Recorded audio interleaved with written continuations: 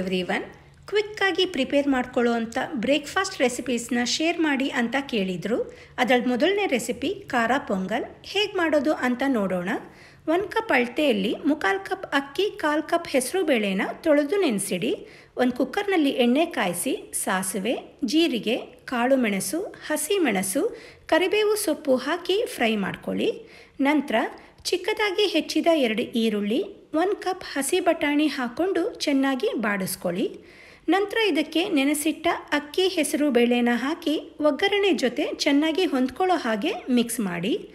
1 cup ಅಕ್ಕಿ ಬೇಳೆಗೆ 4 ಕಪ್ಪಷ್ಟು ಕಾಯಿಸಿದ ನೀರು ಹಾಕಿ ರುಚಿಗೆ ತಕ್ಕಷ್ಟು ಉಪ್ಪು, 1/4 ಟೀ ಸ್ಪೂನ್ ಅರಿಶಿಣ, ತುರಿದ ಕ್ಯಾರೆಟ್, ಕೊತ್ತಂಬರಿ ಸೊಪ್ಪು ಹಾಕಿ ಒಂದ್ಸಲಿ ಚೆನ್ನಾಗಿ ಮಿಕ್ಸ್ ಮಾಡಿ ಕುಕ್ಕರ್ ಲಿಡ್ ಕ್ಲೋಸ್ ಮಾಡಿ 1 ವಿಷಲ್ ಕೂಗಿಸ್ಕೊಂಡ್ರೆ ಖಾರ ಪೊಂಗಲ್ ರೆಡಿ. ಬಿಸಿ ಬಿಸಿಯಾಗಿ ಖಾರ ಬೂಂದಿ ಜೊತೆಗೆ ಎಂಜಾಯ್ ಮಾಡಿ.